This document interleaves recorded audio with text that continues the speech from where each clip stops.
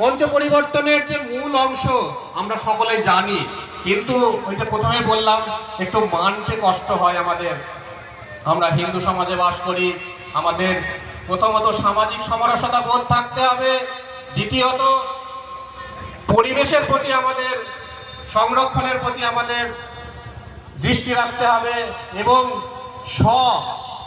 স্বভাব জাগরণ করতে হবে, স্বদেশের প্রতি ভাব জাগরণ করতে হবে এবং চতুর্থত পরিবার প্রবোধন, কুটুম্ব প্রবোধন।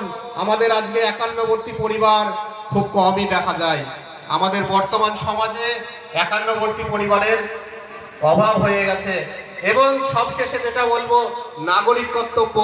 এই যে 5টা নাম বললাম, এই নামগুলো একটু একটু করে আমি বিস্তৃত বলবো খুব সংক্ষেপে। আমার পরেও অনেক বক্তা রয়েছে, তারাও তাদের কথা আপনাদের সামনে বলবে।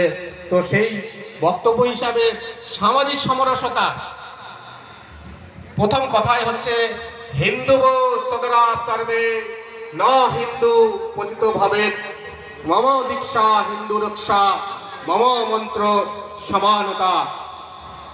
কোনো হিন্দু পতিত হতে পারে না। আমার দীক্ষা হলো হিন্দুকে রক্ষা করা, আমার দীক্ষা হলো হিন্দু সমাজকে রক্ষা করা, যারা পিছিয়ে আছে তাদেরকে একসাথে চলার পথে এগিয়ে নিয়ে চলা, সমানতাই আমার মূল মন্ত্র। তো সামাজিক সমরসতা সমাজে, আগের বক্তা বলছিলেন যে মুচি মেথর, যে ওই যে বিবেকানন্দর যে স্বদেশ মন্ত্রের কথা বলছিলেন, খুব সংক্ষেপে বলেছিলেন যে আমরা বিদেশের প্রতি পড়ানো উপেক্ষা এবং বিদেশের পাশ্চাত্যকরণের দ্বারা আমরা প্রভাবিত হয়ে বিদেশের দিকে এগোতে চলেছি। তো আমাদের সামাজিক সমরসতা এমনভাবে রাখতে হবে যে আমরা যেন পরের দেখে বা অন্য দেশের দেখে তাদের মতো অনুকরণ না করি। আমরা নিজের দেশের মধ্য থেকেই নিজের যে সংস্কৃতি, সেই সংস্কৃতিকে রক্ষা করার যে অনুপ্রেরণা, সেইগুলো আমরা বিভিন্ন মহাপুরুষের কাছ থেকে, বিভিন্ন মহাপুরুষের কথা থেকে আমরা নিতে পারি। এবং সামাজিক সমরসতার কথা বলতে গেলে আজকে সমাজে আমরা বর্ণভেদ, জাতিভেদ, বিভিন্ন রকম ছোঁয়াছুত, অস্পৃশ্যতা, এই সবগুলো আমরা দেখেছি। কিন্তু বর্তমান সমাজে আপনারা যত এই ছোঁয়াছুত, এই অস্পৃশ্যতার দিকে থাকবেন, তত অন্য সমাজ, অন্য ধর্মের লোকেরা সুযোগ পাবে আমাদের সমাজকে, আমাদের সমাজের অখণ্ডতাকে ভঙ্গ করার জন্য। তো আমাদের এই প্রচেষ্টায় রাখতে হবে যে আমাদের যে অখণ্ডতা রক্ষার জন্য সমস্ত জাতিভেদ, সমস্ত বর্ণভেদ, সমস্ত যে আছে আরও কিছু, সেইগুলো ভেদাভেদ ভুলে আমাদের এক ছাতার তলায় আসতে হবে। দেখুন, যখন শ্রীকৃষ্ণ গোবর্ধন পাহাড় তুলেছিল কড়ি আঙুল দিয়ে, তখন সেই পাহাড়ের তলায় কিন্তু সেই দুর্ভিক্ষের সময় কিন্তু সমাজের সকল মানুষ এক পাহাড়ের তলায় এসেছিলেন। সেই পাহাড়ের নাম হচ্ছে গোবর্ধন।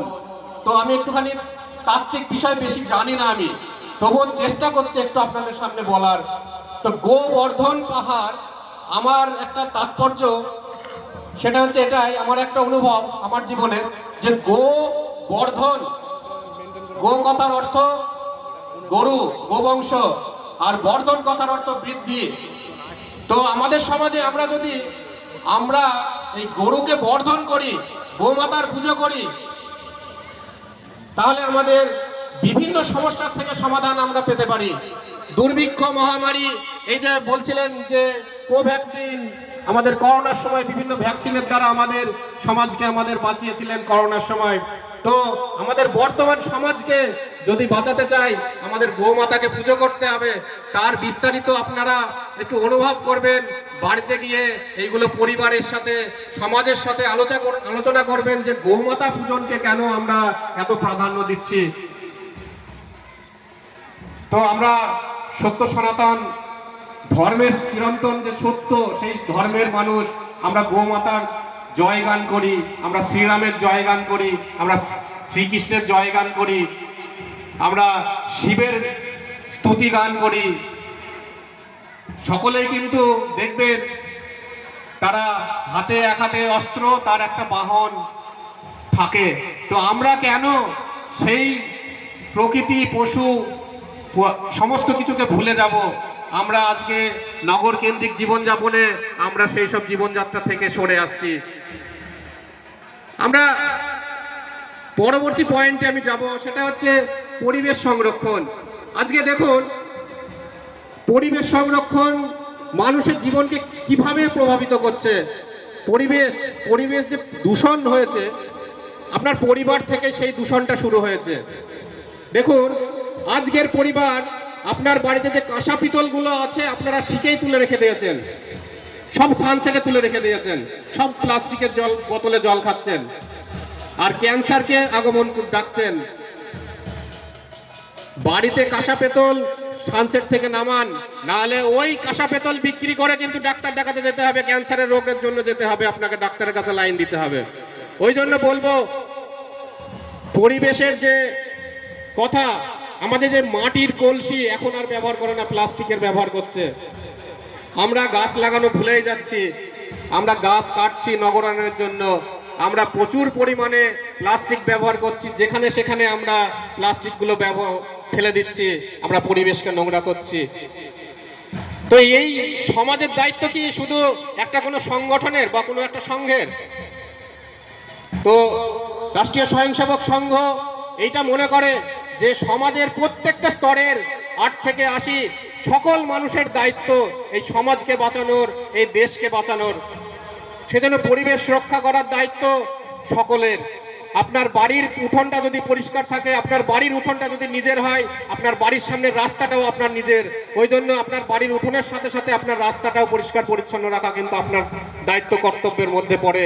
এইগুলো আমাদের শাস্ত্রে আছে, ছিল, আগামী দিনেও এইভাবেই শেখায়। এবং স্বদেশিকতা, দেখুন আজকে আমরা এই স্বামী বিবেকানন্দ পাশ্চাত্যকরণ, ওই পরাণকরণকে বাদ দিতে বলেছে, সেই কথা আজকে সংঘ সেই কথাই বলছে। আজকে আমরা বাড়িতে স্বদেশিকতার মূলে আমরা নিজের দেশীয় যে পোশাক, দেশীয় যে খাবার, আমরা খাবারের দিকেও চাইনিজ খাবার খেতে শুরু করেছি। বাড়িতে এগরোল, চাউমিন এইসব খাচ্ছি, যেগুলো অপুষ্টিতে ভোগে মানুষ। আমরা যেগুলো পুষ্টিমূলক খাবার, সেই সব খাবার আমরা খাইনি। আমাদের যে দুধ, গরুর দুধ যে আদর্শ খাদ্য, সেই খাদ্যকে আমরা বাদ দিয়ে আমরা কমপ্লান খেতে যাচ্ছি, আমরা হরলিক্স খেতে যাচ্ছি। আমাদের যে গরুর দুধে যে আদর্শ শক্তি আছে, সেইগুলো বাদ দিয়ে আমরা অন্য দেশের খাবার, আমরা পিৎজা, বার্গার এইসব খেতে যাচ্ছি। কেন আমরা এসবের দিকে যাব? তো আমাদের এইগুলো, এই প্রচেষ্টাগুলো রাখতে হবে। স্বদেশিকতা, স্বদেশি জিনিস কিনতে হবে, স্বদেশের পোশাক কিনতে হবে। আমরা স্বদেশের পোশাক ব্যবহার করব, স্বদেশের সমস্ত কিছু জিজ্ঞাসা আমরা নিয়ে চলবো। আমাদের পরবর্তী পয়েন্ট আছে নাগরিক কর্তব্যবোধ। নাগরিক কর্তব্যবোধ আমি একটু আলাদা বিষয়ে বলবো। নাগরিক কর্তব্যবোধ আমাদের যেরকম একটা রাস্তায় যখন বাইক নিয়ে বা সাইকেল নিয়ে বা বাসে, ট্রেনে আমরা যাতায়াত করি, আমরা দেখতে পাই সিগন্যাল থাকে, সেই সিগন্যালগুলো আমরা মানি না। তো এরকম ছোট ছোট বিষয়গুলো যেরকম আমরা আমাদের মানা উচিত, যেখানে সেখানে থুতু ফেলা বা যেখানে সেখানে অপরিষ্কার করা, যেখানে সেখানে আমরা আমাদের মতো মানে কোনো নিয়ম মাফিক ছাড়াই আমরা সেখানে সেই জিনিসগুলো ব্যবহার করছি, সেইগুলো আমাদের করা উচিত নয়। এবং নাগরিক কর্তব্যবোধের মধ্যে সব থেকে একটা বড় বোধ, আমাদের দেশের যে সংবিধান আছে, সেই সংবিধানকে মেনে চলা। আমাদের সংবিধান আমরা যখন দেখি, আইন বিভাগে দেখি, আমরা টিভিতে দেখতে পাই, কোনো কিছুর দেখতে পাই, সাক্ষী দিতে গেলে গীতায় হাত দিয়ে বলতে হয় আমরা মিথ্যা বলিব না, যা বলিব সত্য বলিব। কিন্তু গীতার ভিতরে কি আছে সেইটা তো আমাদের জানা দরকার। সংবিধান রক্ষার জন্য আমাদের গীতায় হাত দিয়ে শপথ করানো হচ্ছে। তার মানে সংবিধান রক্ষা এবং আমাদের শাস্ত্রকে রক্ষা সমস্ত কিছুই নাগরিক বোধের মধ্যে পড়ে। এবং সংবিধান রক্ষার মধ্যে একটা বড় কাজ, সেটা হলো এই গণতন্ত্রকে রক্ষা করা। আমাদের ভারতবর্ষ গণতান্ত্রিক দেশ, সেই গণতন্ত্রকে রক্ষা করা। ভোট প্রয়োগ কিন্তু একটা নাগরিক কর্তব্যের মধ্যে একটা বড় প্রয়োগ। তো আমাদের হিন্দুদের মধ্যে একটা সমস্যা আছে, সেটা হচ্ছে আমরা 100% নিজের ভোট নিজে প্রয়োগ করতে পারি না, বিভিন্ন ছল চাতুরি, বিভিন্ন আমাদের অছিলার কারণে। তো আপনাদের কাছে অনুরোধ, আগামীতে আমাদের দেশে যে সাংবিধানিক গণতান্ত্রিক পদ্ধতিতে আমরা এসআইআর হচ্ছে, বিভিন্ন কাজ হচ্ছে, এইসব কাজে আমরা ছুটে বেড়াচ্ছি নিজের নাগরিকত্ব রক্ষা করার জন্য, সেই রকম নিজের দেশকে রক্ষা করার জন্য কিন্তু আমাদের কর্তব্য। সেই জন্য আগামী দিনে হিন্দু সমাজ 100% তার গণতান্ত্রিক ভোট প্রয়োগ করবে, এইটাও আপনাদের কাছে আমাদের আবেদন।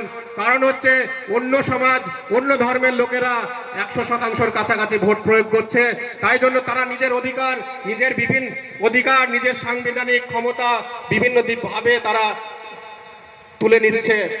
আর একটা কথাই বলবো, আর দু তিনটে কথা বলেই আমি আমার বক্তব্য শেষ করব। আমাদের রাষ্ট্রীয় স্বয়ংসেবক সংঘ 100 বছরে যে মূল ধারার ওপর কাজ করছে, সেই কাজটা হচ্ছে পরম বৈভবশালী ভারতবর্ষ তৈরি। এবং পরম বৈভবশালী ভারতবর্ষ গঠনের জন্য আমাদের রাষ্ট্রীয় স্বয়ংসেবক সংঘ প্রথম কাজ রেখেছে ব্যক্তি নির্মাণ। ব্যক্তি নির্মাণ কিভাবে হবে? প্রত্যেকটা পরিবার থেকে ব্যক্তি নির্মাণ হবে, প্রত্যেকটা মা বোন নির্মিত হবে। দেশ, সমাজ এবং পরিবারের জন্য বাঁচব এবং হিন্দু যে শাস্ত্র, সেই শাস্ত্রের সাথে আমরা জড়িয়ে থাকব। এবং ব্যক্তি নির্মাণ হলে সমাজ নির্মাণ হয়, সেইটা আমাদের মনে রাখতে হবে। প্রত্যেকটা ঘর থেকে যদি স্বয়ংসেবক বেরোয়, আমাদের দেশ পরম বৈভবশালী হতে বেশিক্ষণ সময় লাগবে না। আজকে আমাদের সমাজে বড় অভাব ওই বিবেকানন্দর মতো চরিত্র যুক্ত ব্যক্তির। তো আপনার সমাজ থেকে, এই সমাজ থেকে বিবেকানন্দের মতো চরিত্র বেরোক। বিবেকানন্দের আদর্শায়িত হয়ে ভগিনী নিবেদিতা একজন বিদেশিনী, তিনি ভারতবর্ষের সেবায় এসেছিলেন।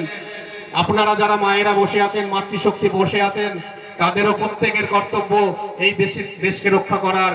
আপনাদের ভিতরে লুকিয়ে রয়েছে মা দুর্গার শক্তি। ওই জন্য বলবো, আমরা ভারত মাতার পূজা করি। স্বামী বিবেকানন্দ যখন ওই কন্যাকুমারীর রক অন্তরীপে গেছিলেন, সারা ভারতবর্ষ ঘুরে তিনি ওই রক অন্তরীপে গেছিলেন। আমরা এখন পর্যটকরা বিভিন্ন জাহাজে করে, ট্রলারে করে গিয়ে যাই। তিনি সাঁতরে গেছিলেন এবং 3 দিন 3 রাত তিনি সেখানে ধ্যান করেছিলেন। ধ্যান করে তিনি আমাদের এই দেশকে তিনি মাতা রূপে দেখেছিলেন। তিনি দেখেছিলেন হিমালয় পর্বতমালা যেন তার যে মা দুর্গার মাথায় যে মুকুট, সেই মুকুটের মতো, এবং তার চরণ ধুলি 3 সাগরের জল ধুয়ে দিচ্ছে। এবং সিংহবাহিনী মূর্তি, আমরা ভারত মাতার যে মূর্তি পুজো করি, আমরা ভারত মাতাকে পূজন করি, সেই চিন্তাধারা নিয়ে ভারতবর্ষের মানুষকে দেবী দুর্গা তথা ভারত মাতাকে আমরা পূজন করব। আমরা ভারত মাতার সন্তান। স্বামী বিবেকানন্দ বলেছেন, আমরা কিছুদিনের জন্য যদি সমস্ত দেবদেবীকে ভুলে আমরা যদি ভারত মাতার প্রতি পূজন করার জন্য আমরা সচেষ্ট হই, তাহলে পরবর্তীকালে আরো যে দেবদেবী আছে, সমস্ত দেবদেবী পুজো পাবে। তো আমরা ব্যক্তি নির্মাণ, সমাজ নির্মাণ এবং দেশ নির্মাণের যে চিন্তন, সেই চিন্তন আপনাদের কাছে আমি রাখলাম। আপনারা আগামী দিনে এই চিন্তন নিয়ে বাড়ি যাবেন, সমাজে, পরিবারে, সমস্ত জায়গায় আলোচনা রাখবেন। এইটুকু আমার বক্তব্য। এই কথা নিয়ে আমি আপনাদের কাছে সমস্ত যে যেখানে আছেন, মাইকের আওয়াজ যতদূর যাচ্ছে, সকলকে আমার সশ্রদ্ধ প্রণাম, সশ্রদ্ধ আমার অভিনন্দন, শ্রদ্ধা জ্ঞাপন করছি। এই বলে আমি আমার এই সংক্ষিপ্ত বক্তব্য শেষ করছি। ভারত মাতা কি জয়। সত্য সনাতন ধর্ম কি জয়। সত্য সনাতন হিন্দু ধর্ম কি বলো। ভারত মাতা কি জয়। বলো ভারত মাতা কি জয়। সিয়াপতি শ্রী রামচন্দ্র কি জয়। বাসুদেব শ্রীকৃষ্ণ কি জয়। সত্য সনাতন ভগবান কি জয়।